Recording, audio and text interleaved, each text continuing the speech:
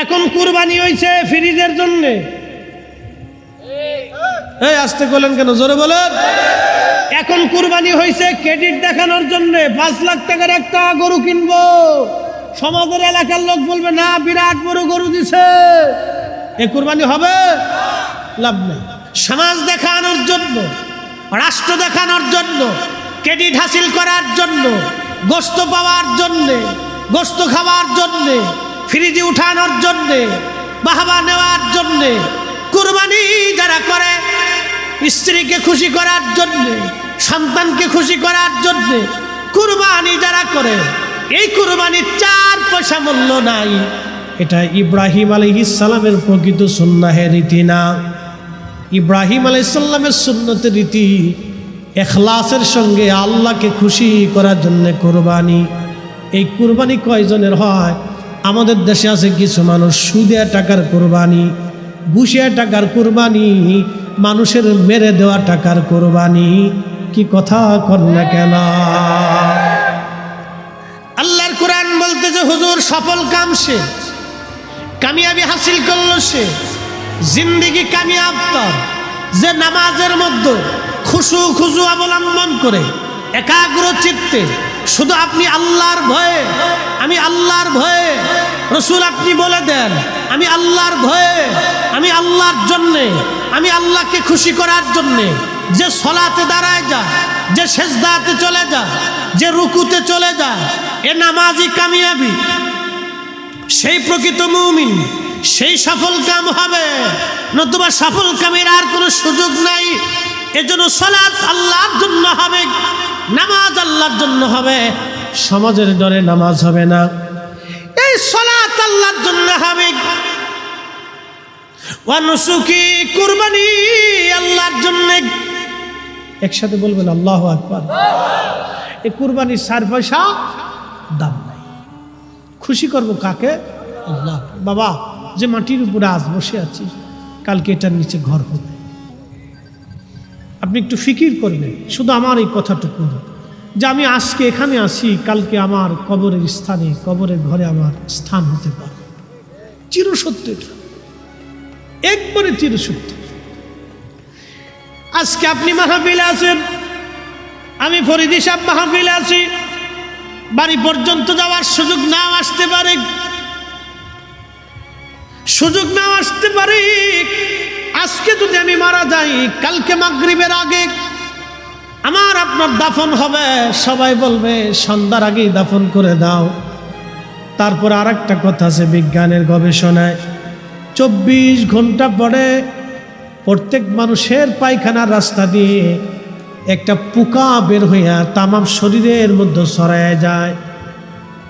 ওই পোকাটা খালি চোখে দেখা যায় না, ওই পোকাটা সমস্ত শরীরের মধ্যে ছড়ায় যায়।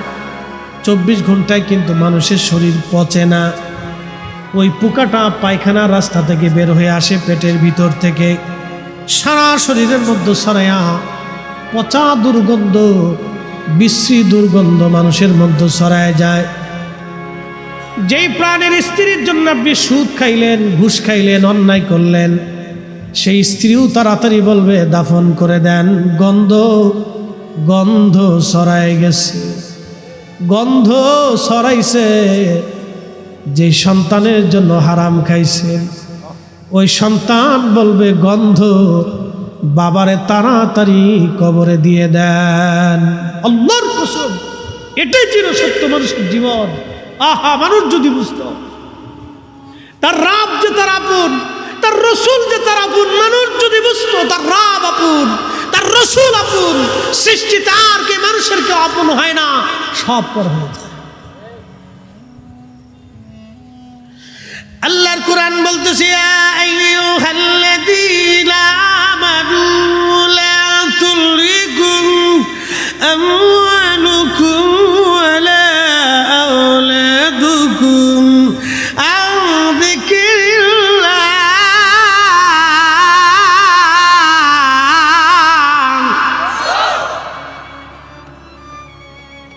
এই বান্দা, সন্তানের প্রেমিক, সন্তানের মোহে, সম্পদের প্রেমে পড়ে আমি খোদা থেকে, আমি মালিক, আমি আল্লাহর জিকির থেকে তুমি জুদা হইও না। আমি আল্লাহর জিকির থেকে জুদা হইও না, নামাজ থেকে জুদা হইও না, হক হালাল থেকে জুদা হইও না, রোজা থেকে জুদা হইও না। সামর্থ্য যদি হয় হজ করা থেকে, যাকাত দেওয়া থেকে জুদা হইও না। ওয়াইদা তুলিয়াত আলাইহিম আয়াতুহু যাদাতুহুম ঈমানা।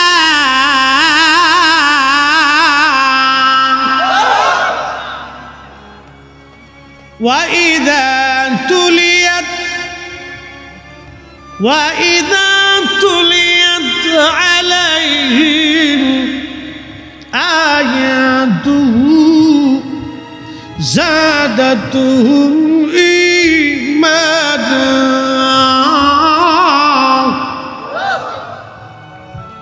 কোরআন বলতেছে তারা মুমিন যখন তাদের অন্তরে আল্লাহর স্মরণ, কোরআনের আয়াতগুলি তেলাওয়াত করা হয়, যারা মুমিন তাদের অন্তরে ঈমান বেড়ে যায়, ভালো লাগে, ভালো লাগে, ভালো লাগে, আরো শুনতে তাদের মন চায়। আর যারা মুমিন বেঈমান, কোরআনের আলোচনা শুনলে তাদের গায়ে জ্বালা ধরে যায়। কথা কোন ঠিক কিনা? সৎকেরাবাসী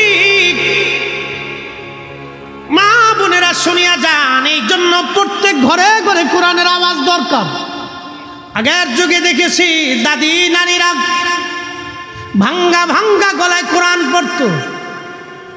অত বিশুদ্ধ ছিল না, কিন্তু ভাঙ্গা ভাঙ্গা গলায় কোরআন পড়তো। যদিও এত বিশুদ্ধ ছিল না, কিন্তু ইখলাস ছিল অন্তরের মধ্যে। এত বেশি ইখলাস ছিল, তারা প্রত্যেক দিন সকালবেলা কোরআনের আওয়াজ দিত। প্রত্যেক ঘরে যদি সূরা বাকারা তেলাওয়াত হয়, মনে রাখবেন সূরা বাকারা প্রত্যেক ঘরে যদি তেলাওয়াত হয়, ওই ঘরে জিন, ভূত, প্রেত, শয়তান, বদমাশ, বালা মুসিবত ওই ঘরের ভিতরে প্রবেশ করতে পারে না। একবার জোরে বলা যাবে কি মারহাবা। সূরা বাকারার ফজিলতে আসছে। সূরার নাম কি? জোরে বলেন, জোরে বলেন, জোরে জোরে। সূরা বাকারা।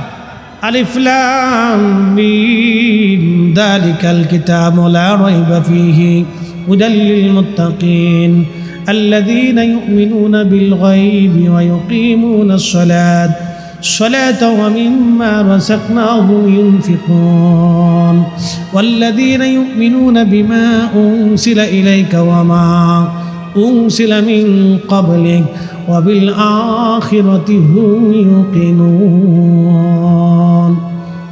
সূরা বাকারা যদি কেউ তেলাওয়াত করে, জিন, ভূত, শয়তান তার ঘরের মধ্যে আসবে না, বালা আসবে না। সহিহ বুখারী শরীফের ভিতরে ফাজাইলুল কোরআনের ভিতরে এসেছে, আল্লাহর নবীর সাহাবী আবু হুরায়রা রাদিয়াল্লাহু আনহু বলেন, আল্লাহর নবী আমাকে বললেন, আবু হুরায়রা বাইতুল মাল তুমি পাহারা দেবা। আবু হুরায়রা বললেন, আমি বাইতুল মাল পাহারা দেওয়ার জন্য রাত্রিবেলা বসে আছি। এমন সময় দেখি বাইতুল মালে একটা চোর আসছে। এই যে আমরা যারা হাজি হজ করতে যাব, মাস্টার সাহেব জানে হজের সময় মক্কায়ও চুরি হয়। মাকালের ফল দেখতে ভালো, উপরে লাল নীল ভিতরে কালো, ঠিক কিনা? মাকালের ফল দেখতে ভালো, উপরে লাল নীল ভিতরে কালো। সারা জীবন এমনি গেল দয়াল, খাইতে আমরা পারলাম না। যার ভিতরে নাই রসুলের প্রেম, তার সাথে ভাব কইর না। কথা বলেন, যার ভিতরে নাই কোরআনের প্রেম, তার সাথে ভাব কইর না। মাকালের ফলের অভাব নাই, নামে মুসলমান, কাজে নাই। কি কথা কর না, ঠিক কিনা? মসজিদে এখনো জুতা চুরি হয়, কারা করে? অথচ আমরা মুসলিম মুসলিম মুসলিম মুসলিম, যারা জীবন দিয়েছে, মিথ্যা বলে নাই, মুসলিম যারা কুফফারদের সামনে হাসতে হাসতে জীবন দিয়েছে, কাফেরের কাছে মাথা নত করে নাই। আমরা মুসলিম, ফিলিস্তিনের মুসলমানেরা হাসতে হাসতে জীবন দিয়ে দেয়, ইসরায়েলের কাছে মাথা নত করে নাই। কথা বলেন ঠিক কিনা? প্রিয় মুসলমান আমার, খুব মনোযোগ দিয়ে 30 থেকে 40 হাজার মুসলমান ফিলিস্তিনে আজ শহীদ হয়ে গেছে। ও যুবকরা, মা বোনেরা শুনে যান, ফিলিস্তিনের নারীদের দিকে আপনি তাকান। মা বোনেরা, ফিলিস্তিনের নারীর দিকে আপনি তাকান। মা সন্তান মরে গেছে কোলের মধ্যে, ছিন্ন বিচ্ছিন্ন সন্তানের লাশ, কিন্তু মা হেজাব ছেড়ে দেয় নাই। ভাইয়ের লাশ সামনে নিয়ে বসে আছে, বোন হেজাব ছাড়ে নাই। বাবার লাশ সামনে নিয়ে ছিন্ন ভিন্ন লাশ, রক্ত মাখা, হাত নাই, পা নাই, চোখ নাই, লাশ। সন্তান মেয়ে বসে আছে কিন্তু বোরকা ছাড়ে নাই। স্বামীর লাশ স্ত্রীর সামনে নিয়ে বসে আছে, বোরকা ছাড়ে নাই। এ নারী, ফিলিস্তিন থেকে তুমি শিক্ষা নাও, ফিলিস্তিনের নারী থেকে তুমি শিক্ষা নাও। পর্দা কি করে করতে হয়? ওরা জীবন দেয়, বোরকা ছাড়ে না। ওরা জীবন দেয়, বোরকা ছাড়ে না। ওরা জীবন দেয়, হেজাব ছাড়ে না। আর আমার দেশের নারীরা সুখের মধ্যে তারা হেজাব পরে না। কি কথা কন না কেন? রাস্তায় যদি দেখবেন চটপটি হাউস, ফুচকা হাউস, জায়গায় জায়গায় রেস্টুরেন্ট হয়েছে, আমি মনে করছি রেস্টুরেন্ট না, এগুলো বেহাপনার নিবৃত জায়গা। কালকে নরসিংদী চরে গেলাম, যে চরে রাস্তা ছিল না, সরকার রাস্তা করে দিয়েছে। ব্রিজ পার হয়ে যাওয়ার পরে চর এলাকা, দুই পাশ দিয়ে বিরাট বড় বড় রেস্টুরেন্ট পার্ক হয়ে গেছে। মুসল্লিরা বলল, হুজুর, প্রত্যেক দিন বিকেলবেলা হাজার হাজার নারী পুরুষ, যুবক আর যুবতী, বুড়া মানুষ তো আর যায় না, একশের যুবক আর যুবতী, ফুচকা হাউস, রেস্টুরেন্ট, এটা সেটা। আহা, কি বলবো, মনে হয় এটা ইউরোপের মতো হয়ে গেছে। নারীরা ঘর থেকে বের হইয়া পুরুষের সাথে রেস্টুরেন্টে যায়, যারা গল্প করে খাবার খায়, ও নারী জাতির কলঙ্ক। ওই নারীর ভিতর থেকে আগামীর মুসলমান, ভালো কোনো মুসলমান আশা করা যায় না। কথা কন না কেন? ও নারীর থেকে আগামী দিনে ভালো কোনো মুসলমান আশা করো। এই জন্য ফিলিস্তিনের নারীর সন্তান হওয়ার পরে যুদ্ধ করে মরে যায়, কিন্তু মিথ্যার কাছে মাথা নত করে না। ছোট্ট বাচ্চাকে জিজ্ঞেস করেন, কেমন আছো? বলে আলহামদুলিল্লাহ। কি অবস্থায় আছো? বলে হাসবুনাল্লাহু ওয়া নি'মাল ওয়াকিল, নি'মাল মাওলা ওয়া নি'মাল নাসীর। জবাব শুনলে প্রত্যেকটা শরীরের লোম খাড়াই যায়। বলে কি বাচ্চা? কত দেওয়ার মিসমার করে দিয়েছে, বোমা মেরে মেরে। প্রত্যেকটা বিল্ডিং এ 2-4টি করে বোমা মারছে। একটা আবাদি শহর আজকে অনাবাদি করে দেওয়া হয়েছে, মাইলের পর মাইল, শুধু কালো আর কালো, পারদ আর পারদ, বারদ আর বারদ। ধ্বংসস্তূপের মধ্যে থেকেই তারা আল্লাহকে সেজদা দিচ্ছে। একটা বাচ্চাকে জিজ্ঞেস করা হলো, বলে ফ্যামিলির সবাই শহীদ হয়ে গেছে, শুধু আমি বেঁচে আছি। একটা বাবা মিষ্টি খাওয়াচ্ছে, মিষ্টি নাই তো চকলেট খাওয়াইছে সবাইকে। জিজ্ঞেস করা হলো, তুমি চকলেট খাওয়াচ্ছ কেন? বলে আমার ফ্যামিলি সব শহীদ হয়ে গেছে, আমার প্রত্যেকটা সন্তান শহীদ হয়ে গেছে, আমি খুশিতে মিষ্টি খাওয়াচ্ছি যে তারা জান্নাতে চলে গেছে, তারা জান্নাতে চলে গেছে, আমি খুশিতে মিষ্টি খাওয়াইতেছি। পৃথিবীর সর্বশ্রেষ্ঠ জুলুম আজকে ফিলিস্তিনে হচ্ছে। পৃথিবীর নিকৃষ্ট জুলুম আজ ফিলিস্তিনের ভূখণ্ডে হচ্ছে। আপনি কল্পনা করতে পারবেন, আমরা যখন আমাদের বাচ্চাদেরকে আদর করি, তখন ফিলিস্তিনের মায়েরা তার সন্তানদের মুখে খাবার দিতে পারে। পৃথিবীর বড় বড় বিবেকগুলি আজ নিঃসুপ, পৃথিবীর বড় বড় সেনাবাহিনীগুলি আজ নিঃসুপ, পৃথিবীর বড় বড় আমির উমরারা আজ নিঃসুপ। ওই জমিনে সাইয়েদনা ইব্রাহিম আলাইহিস সালাম যিনি ঘুমিয়েছেন, তিনি সেই খোদার খলিল, যিনি পৃথিবীর সবচেয়ে নিকৃষ্ট কুফফার বাদশা নমরুদের সামনে দৃঢ় চিত্তে দাঁড়িয়েছিলেন, মাথা নত করেন নাই, তাওহীদ রুবুবিয়তের দিকে তাকায়া আল্লাহর একাত্মবাদের ঘোষণা তিনি দিয়েছিলেন। তিনি আমাদের মিল্লাতের বাবা ইব্রাহিম, সাইয়্যিদুনা ইব্রাহিম আলাইহিস সালাম ওই জমিনে ঘুমানো, ওই জমিনে ঘুমিয়ে আছেন। ওই ফিলিস্তিনিরা সাইয়্যিদুনা ইব্রাহিম আলাইহিস সালামের বংশধর। তারা হযরত ইব্রাহিম আলাইহিস সালামের দুইজন বিবি, একজন আম্মাজান সারা আর একজন হযরত আম্মাজান হাজেরা।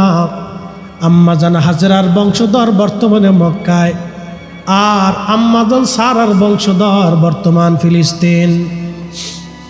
আম্মাজান সারার সন্তান হযরত ইসহাক, হযরত ইসহাকের সন্তান হযরত ইয়াকুব আলাইহিস সালাম। ইয়াকুব আলাইহিস সালামের বংশধরদেরকে বনি ইসরাইল বলা হয়। বর্তমানে যারা ইসরাইল তারা কিন্তু অরিজিনাল বনি ইসরাইল না। আল্লাহ সাইয়্যিদুনা ইব্রাহিম আলাইহিস সালামের বংশধর, তারা বর্তমান ফিলিস্তিনিরা। বিরাট বড় প্রতাপশালী বাচ্চা, সারা পৃথিবীর বাচ্চা নমরুদ।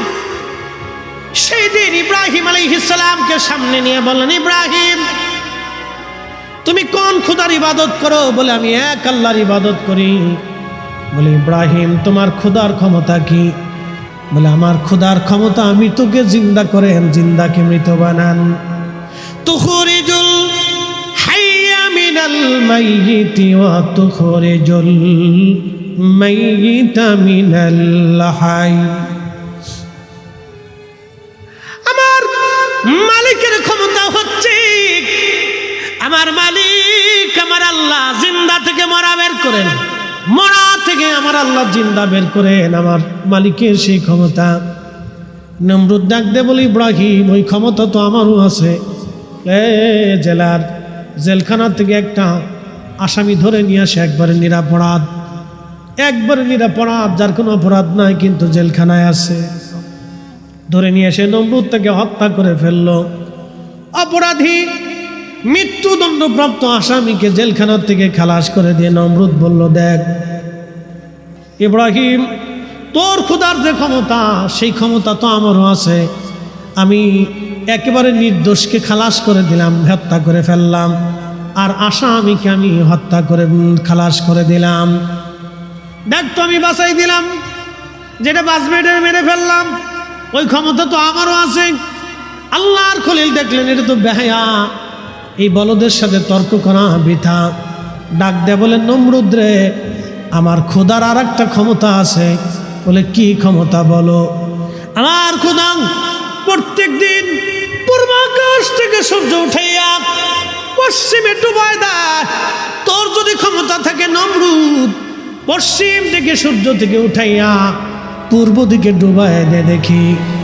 নমরুদ ডাক দে বলল, না এটা তো সম্ভব হবে না।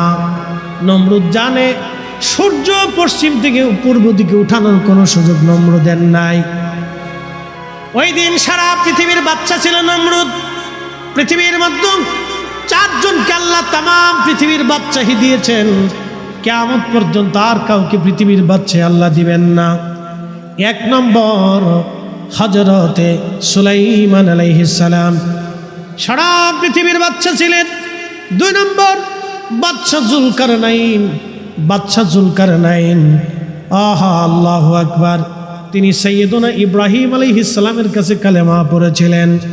বাদশা জুলকারনাইনকে আল্লাহ তামাম পৃথিবীর বাদশাহী দিয়েছিলেন। তিনি হযরত ইব্রাহিম আলাইহিস সালামের কাছে কালেমা পড়েছিলেন। পৃথিবীর এমন কোন ইঞ্চি মাটি নাই, পৃথিবীর সূর্য ডুবে যেখানে অস্ত যায়, সমুদ্রের যেখানে সূর্য অস্ত যায় সেই পর্যন্ত বাদশা জুলকারনাইন সফর করেছিলেন। যেখান থেকে সূর্য উদিত হয় সেইখান পর্যন্ত বাদশা জুলকারনাইন গিয়েছিলেন। একবার জোরে বলা যাবে কি আল্লাহু আকবার। তেলের গাড়ি তেলে চলে,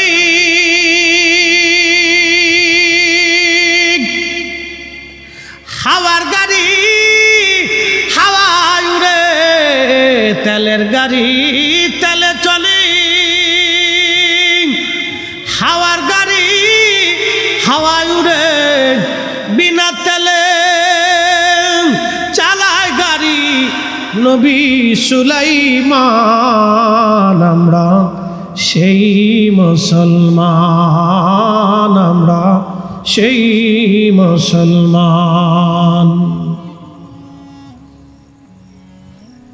যেখান থেকে সূর্য উদিত হয় জুলকারনাইন সেই পর্যন্ত সফর করেছিলেন। এর সীমানা জাপান, এরপরে উত্তর কোরিয়ার কোনাকুনি দিয়ে রাশিয়ার একটা ভূখণ্ড, যেখানে এখন আর যাওয়া সম্ভব না। এটা খুব দুর্গম এলাকা। এর পাশে জনপদ ছিল। এই জনপদে একটা জাতিকে তিনি পেয়েছিলেন। সে জাতির নাম ইয়াজুজ আর মাজুজ।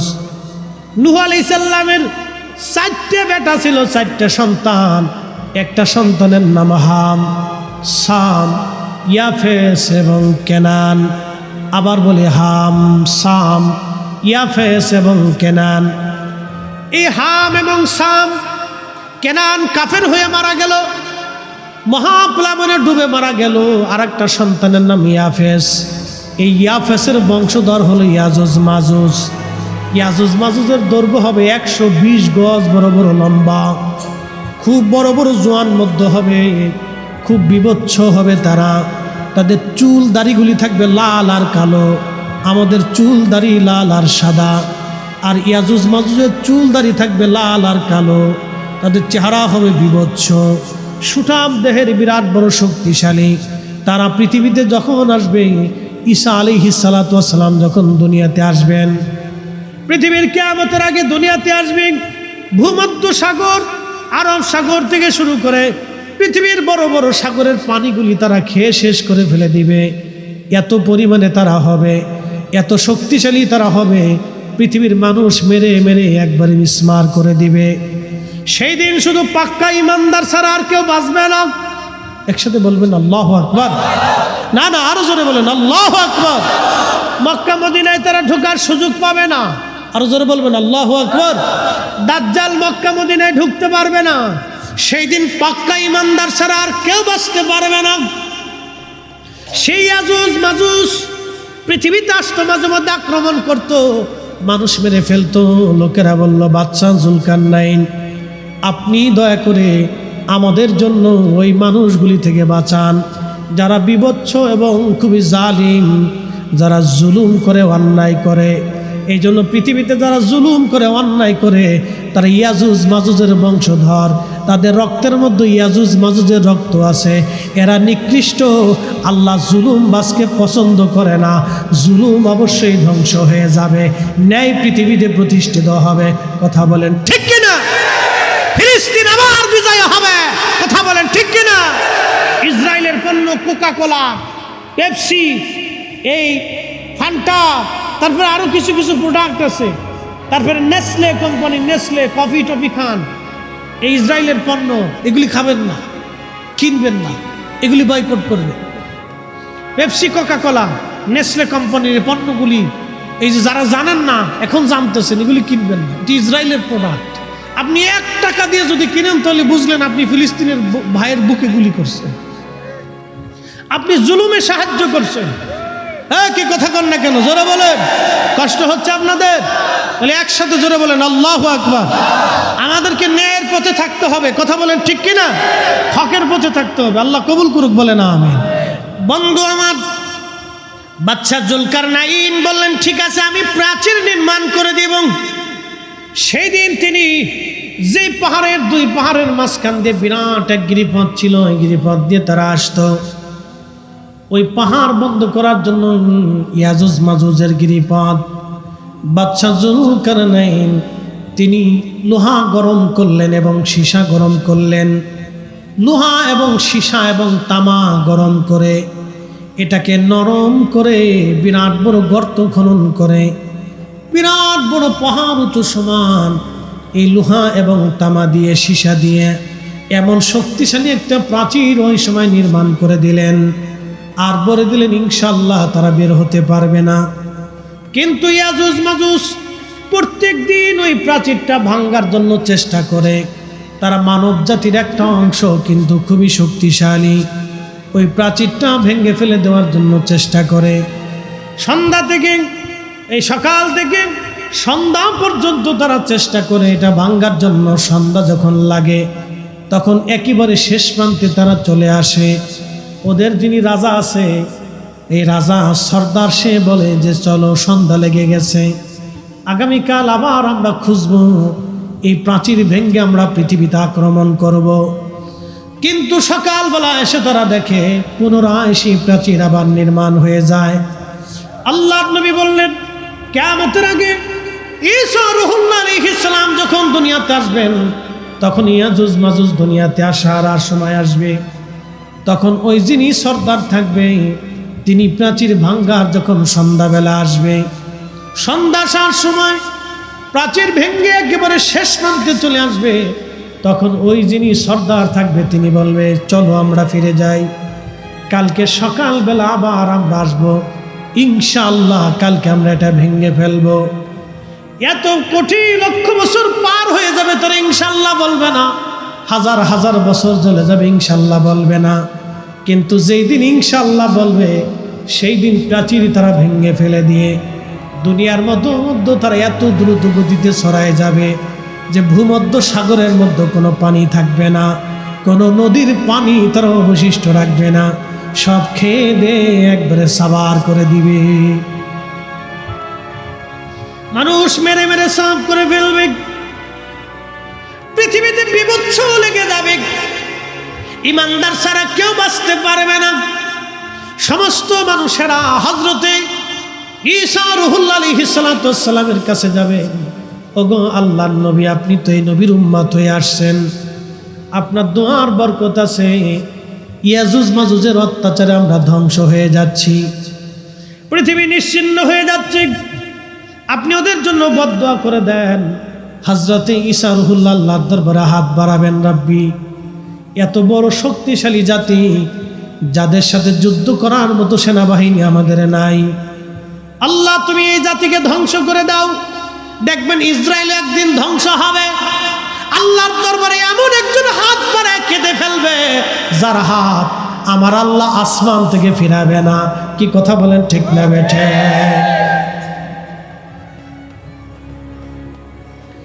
মনোযোগ দেন, তখনই আল্লাহর দরবারে হাত দোয়া কবুল হয়ে যাবে। ওদের ঘাড়ের উপরে এক ধরনের পোকা সৃষ্টি হবে, পোকা পোকা পোকা সৃষ্টি হবে ঘাড়ের উপরে। আমাদের ঘাড়ের এখানে দেখবেন একটা উঁচু জায়গা আছে, হাড্ডির মতো একটা জায়গা থাকে, এই জায়গাটা ওদের পোকার সৃষ্টি হবে। এই পোকা সৃষ্টি হয়ে যাওয়ার পরে কোটি কোটি কোটি বিলিয়ন কোটি কোটি ইয়াজুজ মাজুজ মারা যাবে, রাতারাতি পোকায় তারা মারা যাবে, সারা পৃথিবী গন্ধে ছড়ায় যাবে, এত পরিমাণে গন্ধ হবে, ওই গন্ধে মানুষ টিকতে পারবে না। আবার তারা ঈসা রূহুল্লাহর কাছে যায়, বলবে, ওগো আল্লাহর নবী, এত দুর্গন্ধ, বেঁচে থাকা দায় হয়ে গেছে, আপনি এই পচা থেকে বাঁচানোর জন্য আল্লাহর দরবারে দোয়া করে দেন। আল্লাহর নবী ঈসা রূহুল্লাহ আলাইহিস সালাম হাত তুলবে, রাব্বি, সারা পৃথিবী গন্ধে ছড়ায় গেছে, আল্লাহ আপনি পচা সরায় দেন। মুষলধারে একাধারে 7 দিন, মতান্তরে 40 দিন পর্যন্ত বৃষ্টি নামবে। আল্লাহু আকবার! না না, আরো জোরে, আরো জোরে, জোরে জোরে। বৃষ্টি কার রহমত? জোরে বলেন, কার? ওই আপনাদেরকে আল্লাহ উপকূলবাসীদেরকে কষ্ট দেয়, কিন্তু সারা বাংলাদেশের মানুষকে আল্লাহ আরাম দেয়। আপনাদের এই কষ্টের বিনিময়ে সারা বাংলাদেশে আল্লাহ আরাম দিয়ে দেয়। ফসা গলা, ময়লা, আবর্জনা, বিবর্জনা, রোগ ব্যাধি বৃষ্টির সাথে আল্লাহ ভাসায় নিয়ে চলে। 7 দিন মতান্তরে 40 দিন একাধারে আকাশ থেকে মুষলধারে বৃষ্টি হবে। ওই বৃষ্টির পানিতে ইয়াজুজ মাজুজের লাশগুলি ভাসায় ভাসায় আল্লাহ সমুদ্রে নিয়ে চলে যাবে, সারা পৃথিবী পয়জন মুক্ত হয়ে যাবে। আল্লাহর নবী বলেন, উম্মতেরা, হযরত ঈসা নবী এবং ইমাম মাহদী সারা পৃথিবীতে এইরকম ভাবে ন্যায় ইনসাফ প্রতিষ্ঠিত করবে। কোনো সুদ থাকবে না, ঘুষ থাকবে না, কারো জমিন অন্যায়ভাবে দখল করবে না, হত্যা হবে না, কারো মাথায় বাড়ি মারবে না, কারো অন্যায়ভাবে ঘুষি দেবে না, কারো জমিন কেড়ে নেবে না, কারো মেয়ে নিয়ে কেউ পালিয়ে যাবে না, কারো ইজ্জতে কেউ হাত দেবে না, কাউকে বকা দিবে না, কাউকে গালি দিবে না। এই অন্যায় জুলুম পৃথিবী থেকে নিশ্চিহ্ন হয়ে যাবে, মিসমার হয়ে যাবে সেই দিন।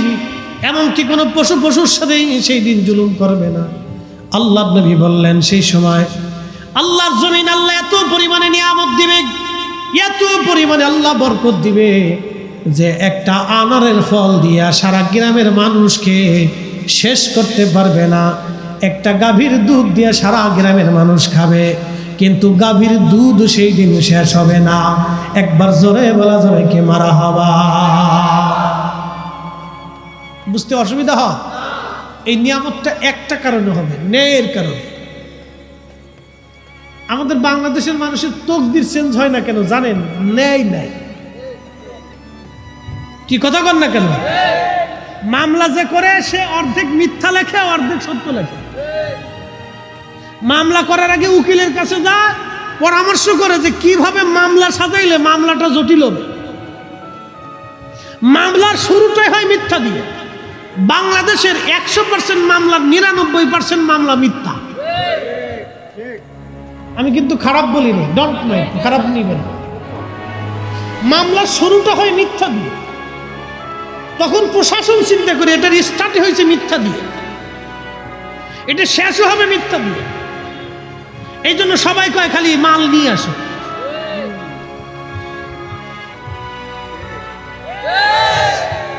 এই জন্য বৃষ্টি হয়, নিয়ামত বাড়ে না। ফসল হয়, ফসল বাড়ে না। গাভী আছে, দুধ হয় না। দুধ খান, শক্তি হয় না। ফল খান, বরকত হয় না। খাবার খান, কিন্তু বরকত হয় না। কারণটা কি? শুধু অন্যায়ের কারণ। এত পরিমাণে হয়েছে, সাক্ষ্য দিতে যায় যে সেও মিথ্যা বলে যায়। নামাজ পড়ে মিথ্যা সাক্ষ্য দিচ্ছে। কি কথা কোন আছে না? নামাজ পড়ে মসজিদ থেকে বের হয়ে যাইয়া সমাজে কিলিকবাজি করে। এই সমস্ত অন্যায়ের কারণে আমাদের জন্য আল্লাহ রহমত কমে যাচ্ছে। আপনি আমেরিকার দিকে তাকান, অ্যাটেনশন, মনে কিছু নিয়েন না। আমেরিকার যেই মেয়েরা হাফ প্যান্ট পরে চলে, সেই মেয়েরা ইসরায়েলের বিরুদ্ধে, ফিলিস্তিনের জন্য তারা মাঠে নেমে পুলিশের সাথে মারামারি করতেছে। আপনি দেখেন ইউনিভার্সিটির ছেলেরা, মেয়েরা। কারণ কি? ওরা ধর্মের জন্য, ওরা মানবতার জন্য। যে অন্যায়ভাবে মানুষগুলিকে মেরে ফেলে দেওয়া হচ্ছে, আর পৃথিবী নীরব থাকবে শুধু এই ন্যায়ের জন্য। ওদের নারীরা অর্ধ উলঙ্গ থাকে, সন্তান জন্ম দেয়, কিন্তু একটা ঘুষখোর পাবেন না। যাই দেখেন ফলের ভিতরে ফরমালিন দেয় না, খাবারের ভিতরে বিষ মিশায় না। আর আমার দেশে শিশুর খাবারের ভিতরে বিষ মিশানো হয় লাভের আশা। প্রশাসনের উচিত এইগুলিকে গুলিস্তানের মোড়ে, আনাহে যাত্রাবাড়ির মোড়ে মিডিয়ায় নিয়ে ওর কাবুর উষা করিয়ে একবারে কায়দা মতো বেদ দিয়ে পিটিয়ে সামরা উঠাই ফেলাই দেওয়া। আমার সন্তান, আমার বাচ্চার ক্যান্সার হচ্ছে, ছোট্ট বলে একটা বাচ্চা হার্ট স্ট্রোক করতেছে, ব্লাড ক্যান্সারে রূপান্তরিত হচ্ছে, ওর ফ্যাপসা কলজে নষ্ট হয়ে যাইতেছে। কারণটা কি? এই সমস্ত ভেজাল খাবারের জন্য। অতি লোভে, বিরাট লাভের জন্য এই মানুষগুলি খাবারের ভিতর বিষ মিশিয়ে দিতেছে। মানুষে করতেছে বাবাজি, এটা মানুষে করে। আহা, আমি নবী না মানিলাম, কি যে ভুল করিলাম, ভস্মে ঢালিলাম ঘি। মানুষ হইয়া ভবেতে আসিয়া মানুষের করিলাম কি। মানুষ হইয়া ভবেতে আসিয়া মানুষের করিলাম কি। মানুষ মানুষকে হত্যা করে। একটা ছোট্ট শিশু মেয়ে মানুষ থেকে নিরাপদ করে। এই আপনার মেয়েটাকে, 6 বছরের মেয়েটাকে রাস্তায় ছেড়ে দিয়ে রাতে ঘুমাতে পারবেন? কিসের ভয়? শিয়ালে নিবে না, কুত্তায় নিবে না, ওরা মানুষই নিয়ে যাবে। তার মানে অর্থ হচ্ছে আমরা পশু পাখি শিয়াল কুত্তার চাইতেও নিকৃষ্ট হয়ে গেছি। আমরা মানুষ নামের মানুষ কলঙ্ক হয়েছি, মানুষ নামের মানুষ হতে পারি নাই। কথা বলেন ঠিক না? নারায়ে তাকবীর, নারায়ে রিসালাত, মুফতি জহিরুল ইসলাম ফরিদি।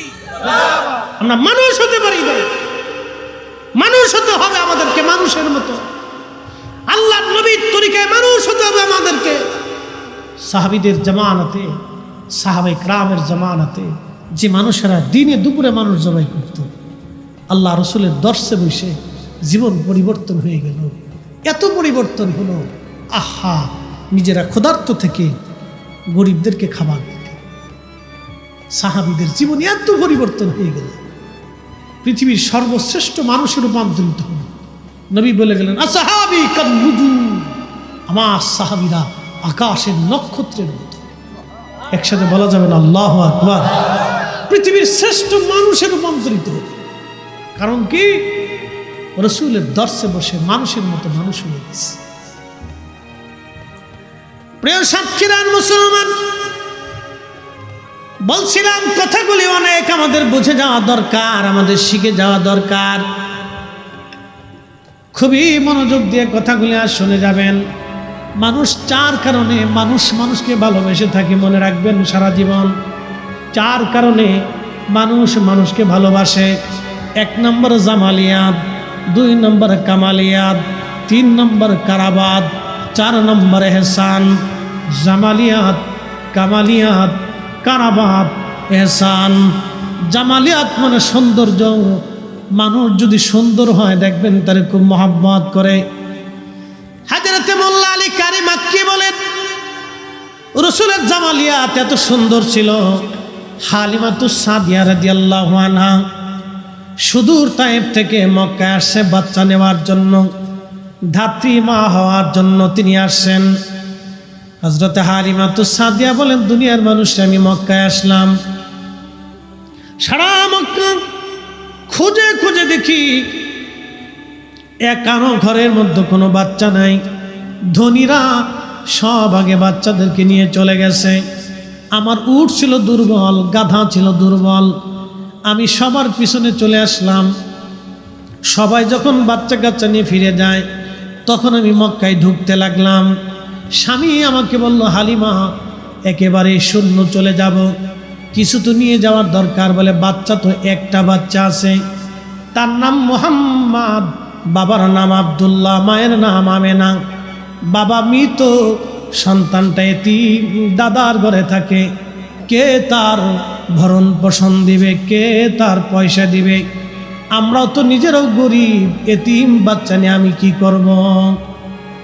হালিমার স্বামী সেই দিন ডেকে বলতেছে, হালিমা রে, বাচ্চাটা নেই বা না নেই, চলো না একটাবার বাচ্চাটা দেখে আসি কেমন। একবার জোরে বলা যাবে কি মারহাবা? ওরে এতিম বলে নিল না কেউ, নিলেন বিবি হালিমা। ঠিক কিনা? এতিম বলে সেই দিন কেউ থেকে নেই নাই, কিন্তু হালিমা রাদিয়াল্লাহু আনহা নিলেন। হালিমা বললেন, আমি গেলাম, যাওয়ার পরে হযরত আমেনার ঘরে ঢুকলাম, দেখি তার বক্ষ মোবারকের উপরে সাদা রেশমের একটা কাপড় দিয়ে আবৃত করা, তার নিচে সবুজ একটা রেশমের কাপড় দিয়ে ঢেকে দেওয়া। এত সুন্দর সুঘ্রাণ।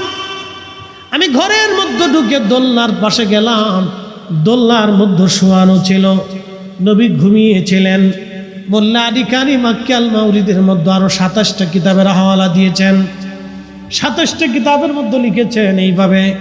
হালিমা বলেন, আমি ভিতরে ঢুকলাম, ঢুকার পরে এত সুন্দর চেহারা কোনো মা জন্ম দিতে পারে আমি হালিমা কোনোদিন কল্পনা করি নাই।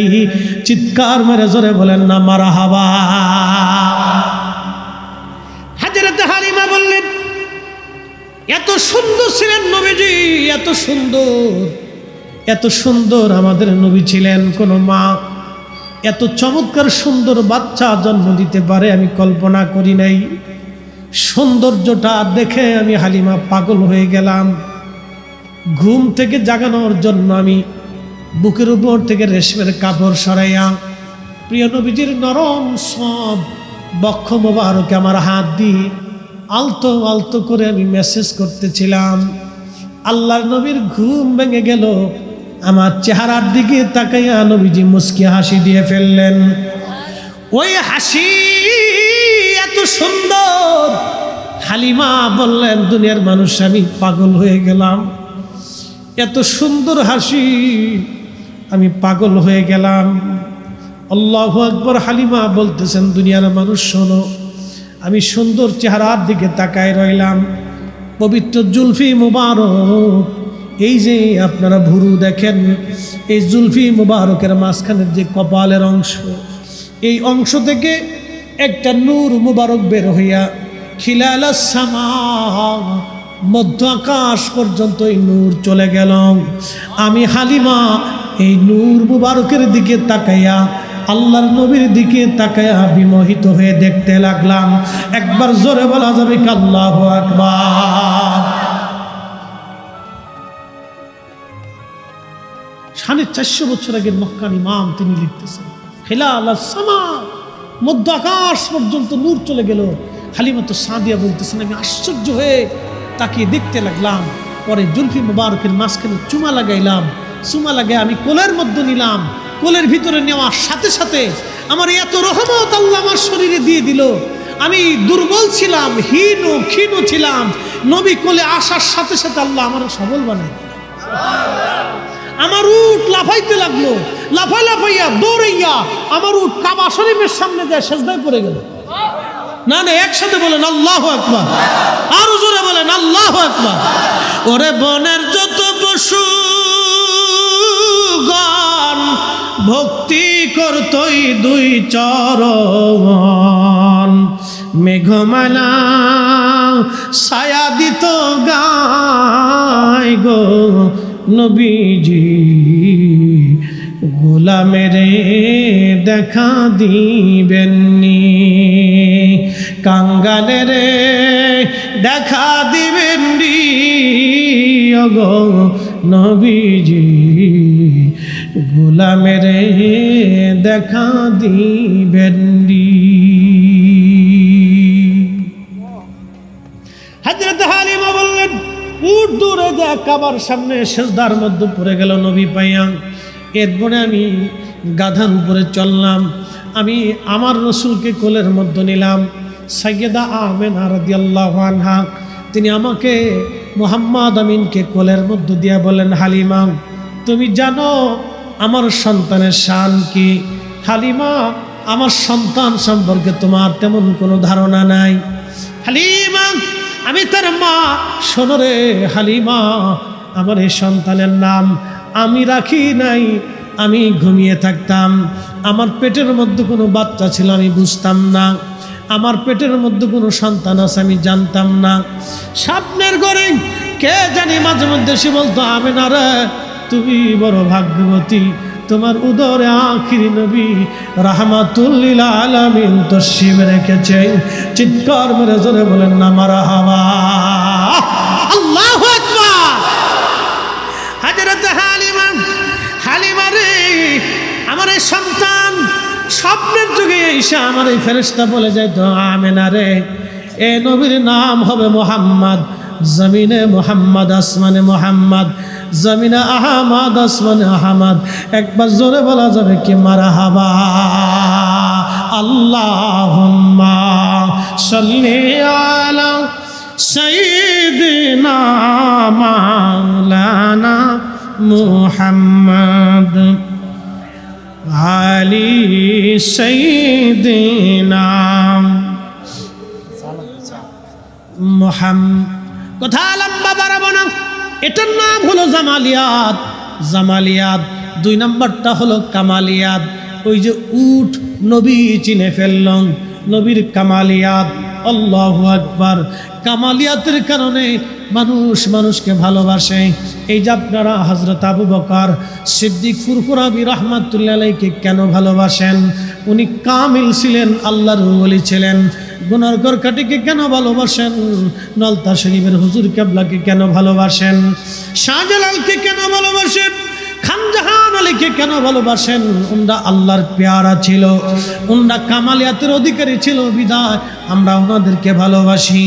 জামালিয়াত ও কামালিয়াত, 3 নাম্বার হলো কারাবাত। কারাবাত মানে নৈকট্য। আপনি বন্ধুর সাথে যত কাছাকাছি থাকবেন, যত দেখা সাক্ষাৎ হবে, উঠা বসা হবে, চলাফেরা হবে, তত মহাব্বত বাড়তে থাকে। এটার নাম কারাবাত। এই জন্য সন্তানদেরকে সময় দিতে হয়, স্ত্রীকে সময় দিতে হয়, ফ্যামিলিকে সময় দিতে হয়, সমাজকে সময় দিতে হয়, মানুষদেরকে সময় দিতে হয়, বন্ধু বান্ধবদেরকে সময় দেওয়া লাগে। এটার নাম কারাবাত। 4 নাম্বার এহসান। এহসান মানে দয়া। আমরা আজকে দয়া করা ভুলে গেছি। আল্লাহর নবী বললেন, মাল্লাম ইয়ারহামিন নাস মাল্লাম ইয়ারহামিল্লাহ। যে মানুষকে দয়া করে না, আল্লাহ তাকে দয়া করে না। যে মানুষকে দয়া করে না, আল্লাহ তাকে দয়া করে না। আমরা নিজেরা খাই কিন্তু প্রতিবেশী গরিব থাকে, আমরা নিজেরা খাই কিন্তু প্রতিবেশী খায় না, আমরা নিজেরা ভালো মন্দ খাই কিন্তু প্রতিবেশীদেরকে দেয় না। আপনার বাড়ি যদি গরুর গোশত রান্না হয়, প্রতিবেশীর বাড়ি যদি চাচা দাদা গরিব দরিদ্র থাকে, দাদি নানি যদি দরিদ্র থাকে, তাহলে তাকে ডেকে নিয়ে আসবেন, অথবা তার বাড়িতে আপনারা তরকারি খাবার পৌঁছায় দিয়ে আসবেন। আল্লাহর নবীর সারা জীবনের সুন্নত ছিল এটা, উম্মত তোমরা তরকারির মধ্যে ঝোল বাড়ায় দাও, তরকারি বাড়াও, নিজেরা খাও, প্রতিবেশীদেরকে তোমরা খাওয়াও। আজকে এই সুন্নত আমরা ভুলে গেলাম, এই সুন্নতের কথা আজকে আমাদের মনে নাই। আমরা নিজেরা খাবো, প্রতিবেশীদেরকে খাওয়াবো, আমরা নিজেরা খাবো, আত্মীয় স্বজনদেরকে খাওয়াবো। আল্লাহ বললেন, ইন্নাল্লাহা ইয়ামুরু বিল আদলি ওয়াল ইহসানি ওয়া ইতাইযিল কুরবা। তোমাদেরকে হুকুম করলাম, পৃথিবীর মধ্যে তোমরা ন্যায় করবা, অন্যায় করবা না, আর এহসান করবা, দয়া করবা, মায়া করবা, দয়া করবা, মায়া করবা। মানুষকে দয়া করবা, সৃষ্টিকে দয়া করবা, মাখলুককে দয়া করবা, মানুষকে দয়া করবা।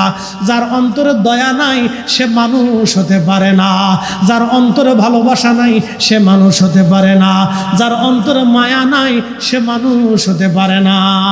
আল্লাহ রাসূল, আল্লাহর কোরআন বলতেছেন, ওয়া ইতাইযিল কুরবা, নিকট আত্মীয় স্বজন যারা আছে, দরিদ্র থাকলে দেখাশোনা করবা, খাবার দাবার দিবা, কাপড় চোপড় কিনে দিবা, খোঁজ খবর তাদের রাখবা, তাদের সঙ্গে সুন্দর সুসম্পর্ক রাখবা, তাদেরকে বাড়িতে দাওয়াত করবা, তোমরা তাদের বাড়ি খোঁজ খবর নিতে যাইবা। আত্মীয়তার সঙ্গে যারা সুসম্পর্ক রাখে, আল্লাহ রাসূল বলেন আমার আল্লাহ তার সঙ্গে সুসম্পর্ক রাখে। আর যে আত্মীয়তার সাথে সম্পর্ক নষ্ট করে, আল্লাহ রাসূল বলেন আল্লাহ তার সঙ্গে সম্পর্ক নষ্ট করে। অতএব এইগুলি আপনারও খেয়াল করে চলবেন। আল্লাহ আমাদের তৌফিক দান করুন, সকলে বলেন আমিন। আর কথা বাড়াবো না, আসেন আমরা প্যারা নবীজিকে দাঁড়ায় সালাম জানাই। ইয়া নবী সালাম।